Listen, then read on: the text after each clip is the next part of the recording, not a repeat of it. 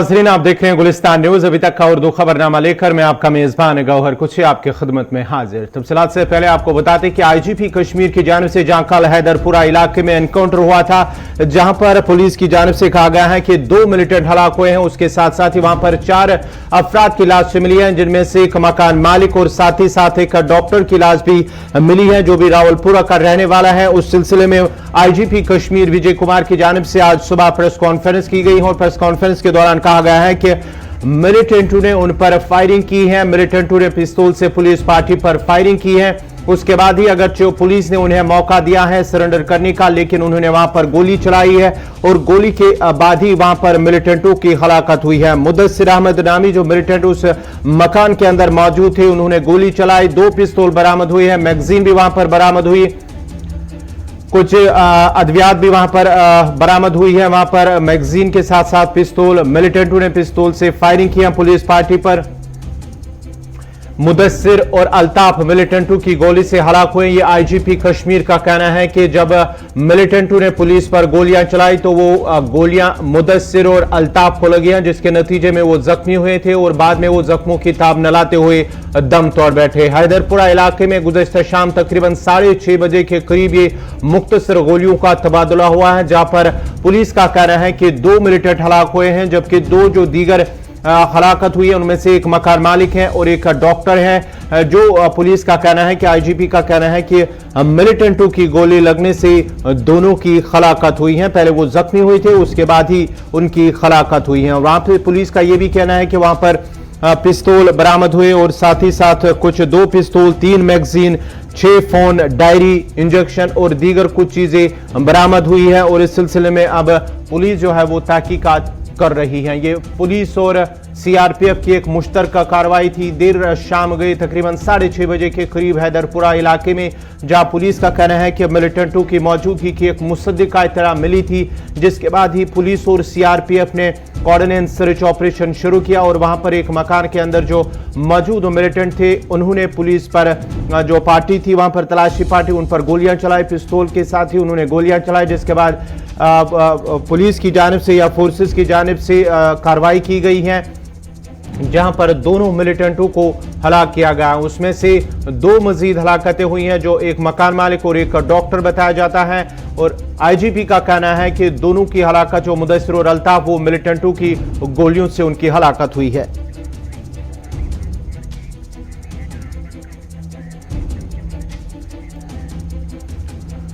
IGP Kashmir की जानिब से कहा गया है कि जो 2 मिलिटेंट हलाक हुए हैं उनमें से एक मकामी और दूसरा गैर मुल्की मिलिटेंट है। ये पुलिस की जानिब से कहा गया है कि आईजीपी का विजय कुमार की जानिब से प्रेस कॉन्फ्रेंस के दौरान कहा गया है कि एक गैर मुल्की और एक जो है फिलहाल जो खबर आ रही है कि वो रामबंद से है, फिलहाल उसकी निशानदेही की जा रही है, उनके घर वालों को बुलाया जा रहा है और पुलिस इस हवाले से जो है उस पर मजीद तफसीलात भी फराहम करेगी। आया कि ये किस ना किस तंजीम से या इसका नाम क्या है, ये पुलिस इस हवाले से जो बताया जाता है कि एक मकामी अल्ताफ अहमद डार जो है ब्राह्मण का रहने वाला है। ये फिलहाल कहा गया है कि उसकी निशानदेही शिनाख्त की जाएगी, उसके बाद ही मजीद तफसीलात इस हवाले से जारी की जाएगी।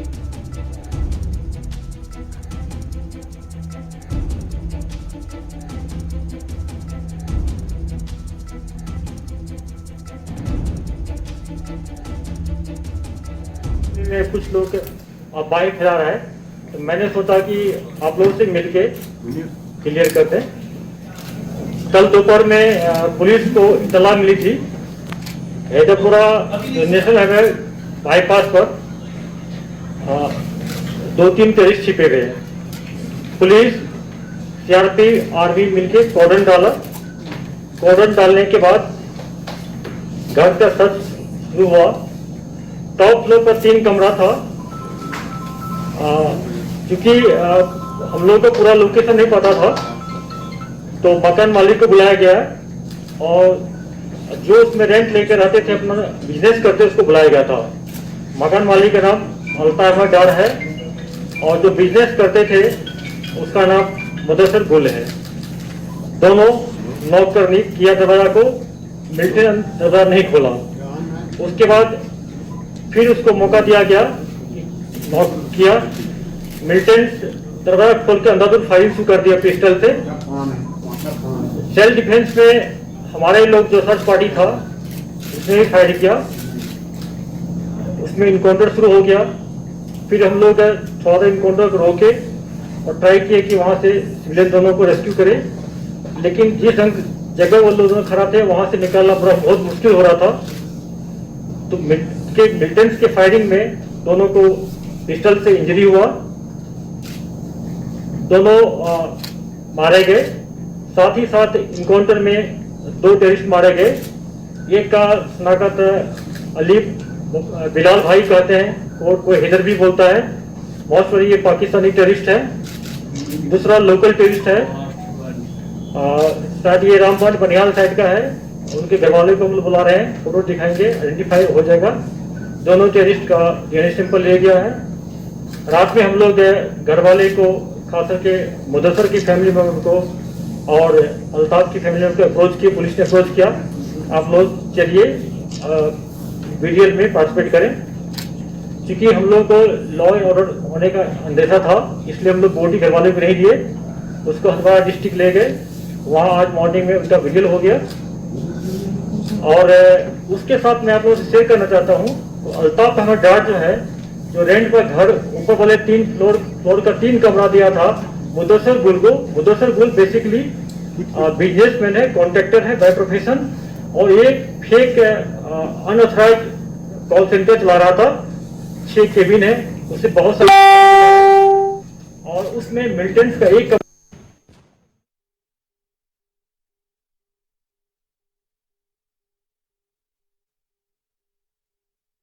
कश्मीर विजय कुमार, जिनका कहना है कि एक इतला मिली थी मिलिटेंटों की मौजूदगी के हवाले से हैदरपुरा में, जहां कल शाम तकरीबन 6:30 बजे के करीब एनकाउंटर हुआ है। मुख्तसर गोलियों का तबादला हुआ है, जिसमें 2 मिलिटेंट। आईजीपी का कहना है कि उसमें से एक मकामी जो रामबन बानिहाल का रहने वाला था, हम इसकी शिनाख्त भी होनी बाकी है, शिनाख्त भी होगी, और इसके साथ साथ ही एक गैर मुल्की बताया जाता है।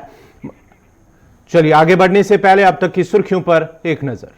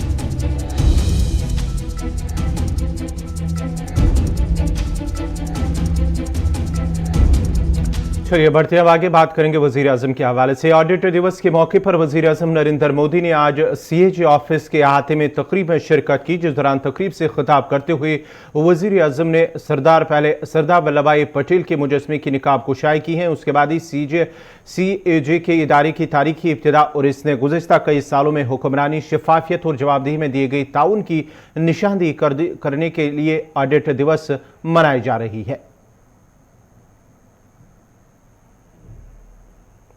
पिछले साल फरवरी में सीएजी के सीनियर ऑफिसर्स और मिनिस्ट्री के सेक्रेटरी ने एक सेमिनार भी किया था। मैं इन प्रयासों की सराहना करता हूं और उम्मीद करता हूं कि ये सिलसिला सेमिनार तक ही नहीं रुकेगा। ये सीएजी और विभागों के बीच पार्टनरशिप में प्रोग्रेस करने का माध्यम बनेगा। जब मैं सुनता हूं कि एक ग्राम पंचायत की महिला प्रधान को आपने इस प्रक्रिया में शामिल किया है, तो हम सब के लिए ये गर्व की बात है कि आज हमारी संस्थाएं इस तरह के ओपन एनवायरनमेंट में जमीन से जुड़कर काम कर रही है। ये इवोल्यूशन, ये अनुभव सीएजी को और उसके साथ साथ हमारी ऑडिटिंग मैकेनिज्म को एक नई ऊंचाई तक लेकर जाएंगे। जितनी स्ट्रांग और जितनी साइंटिफिक हमारी ऑडिटिंग होगी, उतनी ही हमारी व्यवस्थाएं ट्रांसपेरेंट और मजबूत होगी। साथियों, कोरोना के मुश्किल समय में भी सीएजी ने कितनी तन्मयता के साथ काम किया, इसकी जानकारी मुझे मिलती रही है। रूस ने खला में अपने सैटेलाइट को मिसाइल से तबाह करने का तजुर्बा किया है, जिस पर अमेरिका की जानिब से शदीद मजम्मत की गई है। अमेरिका ने रूस के एंटी सैटेलाइट टेस्ट की सख्त मजम्मत करते हुए इसे बैनुल-अक़वामी मफादात को खतरे में डालना करार दिया है। अमेरिका ने इसे लापरवाही और खतरनाक अमल करार देते हुए कहा कि वो इस रवैये को बर्दाश्त नहीं करेगा। यूएस स्पेस कमांड के मुताबिक तजुर्बे के बायस बैनुल-अक़वामी खलाई स्टेशन पर मौजूद अमले के अरकान को हिफाजत के लिए खलाई जहाज में घुसना पड़ा। अमरीकी महकमे खारजा ने रूस इकदाम को गैर जिम्मेदाराना और खतरनाक करार देते हुए कहा कि इस तजुर्बे से सैटेलाइट के 1500 से ज्यादा बड़े और लाखों छोटे टुकड़े खला में बिखर गए हैं, जो तमाम मुल्कों के मफादात के लिए खतरा है। अमरीकी ओहदेदारों का कहना है कि जमीन से किए गए इस मिसाइल हमले से मुतल्लिक अमरीका को पेश की इतलात नहीं दी गई थी, जिस पर इत्तेहादियों से मशावरात के बाद ही जवाब दिया जाएगा। दूसरी जानिब तर्जुमान पेंटागन ने कहा है कि रूस जो सलाहियत हासिल करना चाहता है, इसे दीगर ममालिक की सलामती के लिए खतरे के तौर पर देख रहे हैं।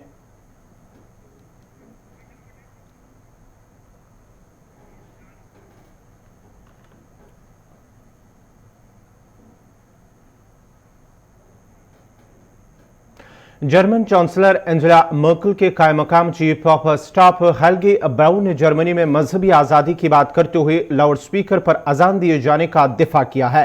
हेल्गे ब्राउन ने कहा है कि अजान देना आजादी से अपने मजहब को अपनाने और इस पर अमल पैरा होने का हिस्सा है। जर्मनी में अब तक सिर्फ चंद दर्जन मुस्लिम बरादरियां ही ऐसी हैं जहां मसाजिद में जुम्मे की नमाज के लिए लाउड स्पीकरों पर अजान देने की इजाजत है। हाल ही में शहर कोलून में ऐसी ही एक पायलट प्रोजेक्ट का आगाज किया गया है, लेकिन कई शहरी हल्के ऐसे भी हैं जो नहीं चाहते कि मकामी मसाजिद में लाउड स्पीकरों पर अजान दी जाए।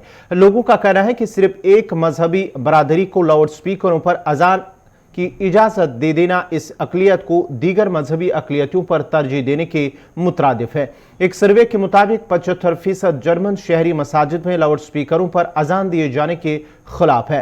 कोलन शहर में अक्टूबर से शुरू होने वाले पायलट प्रोजेक्ट की मुद्दत 2 साल है और इस दौरान मसाजिद में सिर्फ जुम्मा की नमाज से पहले और मखसूस शराइत के तहत ही लाउड स्पीकर पर अजान दी जा सकती है। शुरू में इजाजत सिर्फ चंद मसाजिद को दी गई थी, लेकिन अब इसी शहर में मजीद कई मसाजिद की तरफ से भी ऐसे इजाजत नामों के लिए दरख्वास्तें दे दी गई है।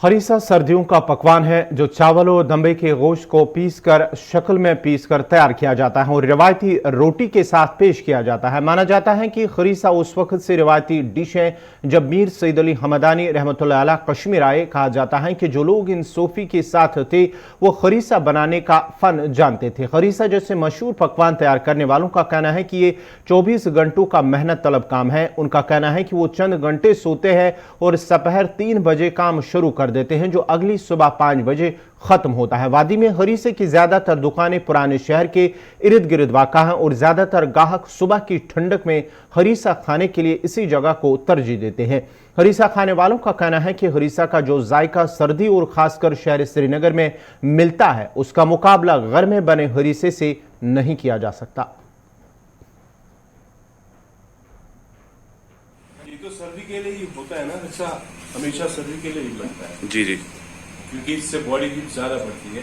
मेरे ख्याल से मैंने जो सुना है पेरेंट्स से कि यहाँ का नहीं है, तुर्की से आ रहा है। जी जी। दैट्स वाई, क्योंकि वहाँ भी सर्दी का मौसम ज्यादा होता है तो वो भी पसंद करते हैं। अभी खिलैकलान भी आने वाला है, जब खिलैकलान आएगा तो इंशाल्लाह मुझे लग रहा है फिर फजर की नमाज के बाद ही इनको ज्यादा भीड़ होगी, क्योंकि ना बॉडी की हीट भी बढ़ती है और स्टोमक भी फुल होता है दिन के बराबर खाने तक। क्या They should come to Konkush, ये भी one of the best है। यहाँ से सिविल लाइंस में, मैं नहीं कह रहा हूँ और डाउनटाउन का भी काफी डाउनटाउन में अलग है। जी जी। मैं कह रहा हूँ सिविल लाइंस में ये कोंकोश है, बाइक जैसा है, ये भी बहुत ही मशहूर है। इसमें बहुत सारा टाइम लगता है बनने में, लगभग तकरीबन 16-17 घंटे लगते हैं हरीसा के लिए एक पॉट बनने में। इसमें गोश्त लगता है, चावल लगता है, सारे गरम मसाले लगते हैं, ज़ाफ़रान लगता है और जो सुमरान बोलते हैं कश्मीर में वो लगता है जी। और फिर इसको रात भर इसमें हम रखते हैं तो सुबह हम पूरा 1-2 घंटे इसमें, तकरीबन 1 महीना हो गया ये स्टार्ट हुई है। अक्टूबर से ही स्टार्ट होता है, अक्टूबर से यहाँ पे सर्दियाँ स्टार्ट होती है तो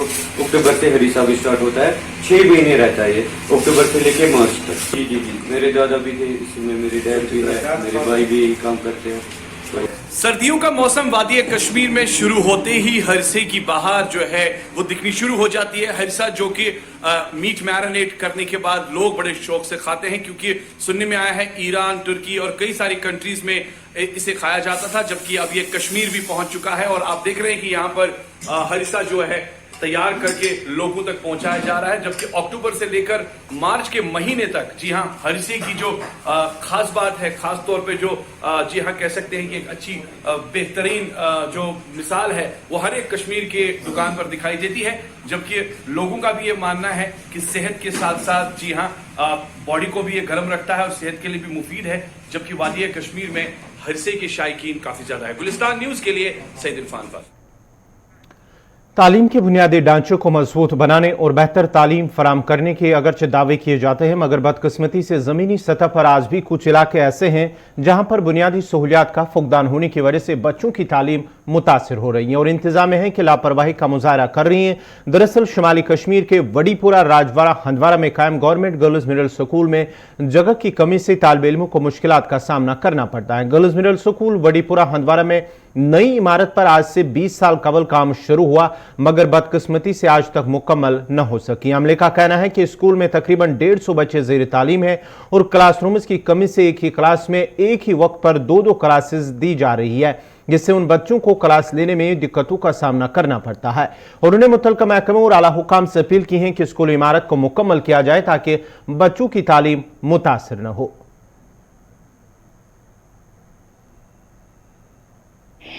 प्रॉब्लम गसान 8 क्लास मतलब तीता रूम मिलान कहें सारी मतलब 5 रूम टोटल मतलब रूद वूद पेवान तिस पे ज्यादा प्रॉब्लम गसान 5-4 क्लास अक्से क्लास मज हेकान मतलब असल पे पढ़ कहें तो टीचर मतलब असल क्वालिफाइड टीचर ये प्राइवेट स्कूल मतलब आसान कहें तम खुद असल मगर पढ़ हेकान असल पे कहें अख टीचर पढ़ने तथ क्लास में 5-6 क्लास तक हेकान असल पे पढ़ कहें ज्यादा प्रॉब्लम गसान मतलब टीचर असल पे पढ़ना हेकान पढ़ असल पे हेकान कहें मतलब बिल्डिंग बन अगर असल पे यह कर सोद यह कर हेको असल पे पढ़ हेको असल पे वाशरूम बॉयज ते गसान गर्ल्स ते गसान प्रॉब्लम गसान 8th क्लास तान पढ़ान शुर मगर ये 5 क्लास तथ पे office computer room 8 class 3 class room problem गसान ये बिल्डिंग बन मगर यह आम सोद कर कहें अगर यह सोद यह कर तेल हेको अलग अलग क्लास मज बिहित हेको ओर पे पढ़ मगर क्लास शुर बेहान एक क्लास तम प्रॉब्लम गसान कत गसान कह टीचर पढ़ना हेचन अड़ पे कहें तिया शुर क्लासन मज यसान कि बिल्डिंग बन यह ग ठीक कर हेको अड़ पे पढ़ बे वाशरूम ये अकु ओर पे गर्ल्स ते ऊर बॉयज ते गसान ऊर वाशरूम ते बना बे। गवर्नमेंट गर्ल्स मिडिल स्कूल वडीपोरा में इस वक्त 150 रूम 150 बच्चियां और बच्चे इन्हें दोनों वहाँ पढ़ते हैं, मगर बदकिस्मती हमारी ये है कि पढ़ाने के लिए इस वक्त हमें सिर्फ 4 कमरे मैसर, क्योंकि एक कमरे में हमने लैब रखी है। लैब हमारा एक कंप्यूटर सिस्टम है गवर्नमेंट का, जहां हम बच्चों को कंप्यूटर सिखाते हैं कि किस कंप्यूटर तालीम दी जाती है, और एक कमरा इस साल बना तो वो ऑफिस के लिए है। बाकी 2-4 कमरे बचते हैं, जबकि हमारे पास 9 क्लासेस है आजकल। हमारे पास KG क्लास होता है, उसके बाद 1st, 2nd, 3rd, 5th, 4th और 6th, 7th, 8th। वहाँ पे बिल्डिंग बनाई गई है 2002 में, पैसे निकाले गए हैं, बिल्डिंग पूरा दूषित भी हो चुकी है, तो उस बारे से क्या कहेंगे आप? चूंकि मैं फ्रैंकली बात करूंगा ये कि पिछले गवर्नमेंट ने उसकी तरफ कोई ध्यान नहीं दिया है। हालांकि उसको 20 साल हुए हैं बनाए गए, बिल्डिंग बनी है मगर खिड़कियां नहीं है, दरवाजे नहीं है, छत नहीं है, उसका वो सब कुछ पेंडिंग पड़ा है। क्योंकि सुना है उन दिनों कोई कंप्लेंट हुई थी, मगर आज तक जब 20-15 साल हो गए वो कंप्लेंट हल नहीं हो रही है, वरना हमारी वो जो एकोमोडेशन की प्रॉब्लम है वो हल हो जाती है। उसमें 8 कमरे हमारे। सुरनकोट के कालर कचल, पोथाबेला और दीगर मुल्का इलाकों के लोगों ने इंतजामिया के खिलाफ बरहमी का इजहार करते हुए कहा कि दरिया पर पुल की अदम दस्तियाबी से लोगों को मुश्किलात पेश आ रहे हैं। लोगों का कहना है कि साल 2014 के तबाहकुन सैलाब की वजह से अगरचे पुल को नुकसान पहुंचा था, जिसके बाद एक नए पुल के लिए काम शुरू भी हुआ, ताहम आज तक उसे मुकम्मल न किया गया। उन्होंने जिला तरक्याती कमिश्नर पूंछ से अपील की है कि पुल पर दोबारा काम शुरू करके इसे मुकम्मल किया जाए ताकि एक कसीर आबादी को फायदा मिल सके।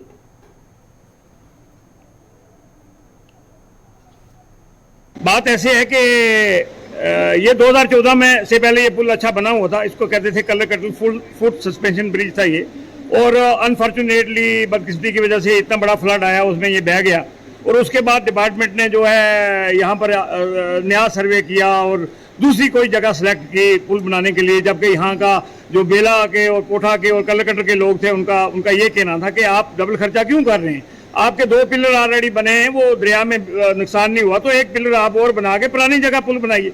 तो डिपार्टमेंट ने ना जाने किस वजह से नई जगह सेलेक्ट कर ली।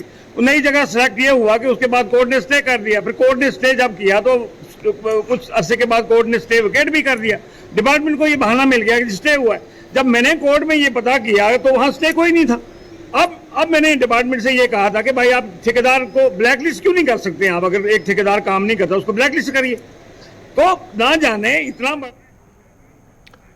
नाज़रीन, इसी के साथ ही अभी तक का उर्दू खबरनामा इख्तिताम पज़ीर हुआ चाहता है। अपने मेज़बान गौहर कुची को इजाज़त दीजिए। अल्लाह हाफ़िज़।